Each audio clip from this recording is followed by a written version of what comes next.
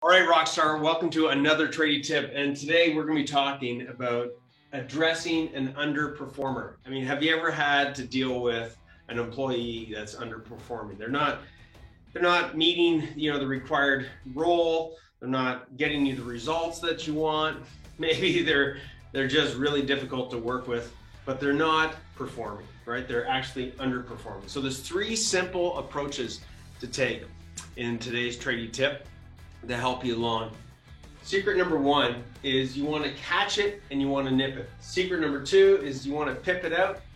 Secret number three is you want to test and measure. So let's start with secret number one, catch it and nip it.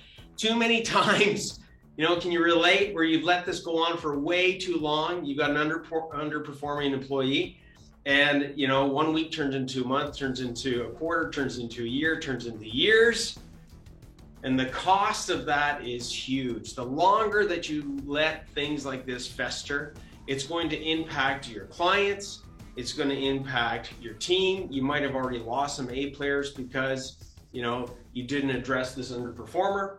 Because A players want to hang with A players. They want to hang with people that perform, okay?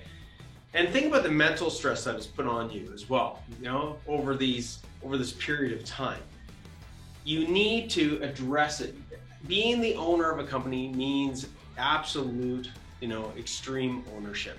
And it's our job to catch it and nip it as fast as possible. So that's secret number one. And you know what? Never assume. When I say catch it and nip it, it doesn't mean necessarily that the person is underperforming because there's not a valid reason. Maybe there's a valid reason, but we don't ever want to assume. The acronym for assume, make an ass out of you and me, right? Take an opportunity to truly understand what the situation is. And in doing so, lay out what is called a PIP, a performance improvement plan, okay? Notice the word performance. It's got to be based upon what are the results that we want. It's got to be based upon improvement. Specifically, what are the things that we want to improve? We don't want to just say, I need you to work harder. I need you to do better. That's too generalistic. We got to be specific. And we've got to put it into a plan, okay?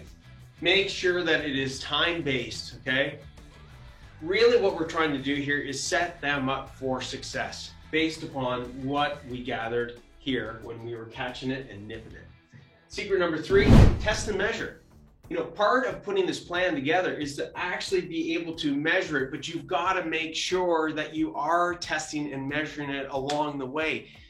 Give it a specific time, because here at the end of the day, there's going to be three outcomes that are going to happen, and be very well aware of these three outcomes.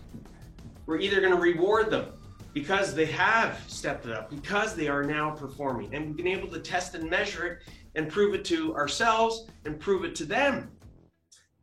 Or we're going to have to reassign them. Maybe they're not the right person for that position. Maybe they haven't been performing, maybe they've been underperforming because they've been partnered up with the wrong team member. And those guys, they're not getting along. Split them up, put people with people that can work with each other, okay? Or we're gonna have to release them. Now this might be challenging for some of you guys to be like, I'm gonna fire this person, I'm gonna let them go, but I wanna leave you with this insight. The longer that you hang on to somebody that's underperforming, the longer that they're going to be unhappy, and the longer you're going to be unhappy, and everybody around them is going to be unhappy. Set them free. Release them to go and find maybe a better role, a better position, or a better company that fits them, okay? Letting somebody go from your company is actually part of our responsibility, okay, as owners, because, maybe it's just not the right fit. Let them go off and give them an opportunity to become better and, maybe find a better place, a better role, okay? And give yourself the ability to have a better culture without having that underperformer, without having that negative energy. So that's another trading tip. We'll see you guys on the flip side. Apply these three simple secrets and you will make, dealing with an underperformer a lot easier, and it will be a hell of a lot more effective to your company. Hey Rockstar, if this video resonated with you at all and you want a proven plan and pathway to take your contracting business to the next level with me and my team of experts, click the link below and apply for a free 50-minute pathway to Profits Call.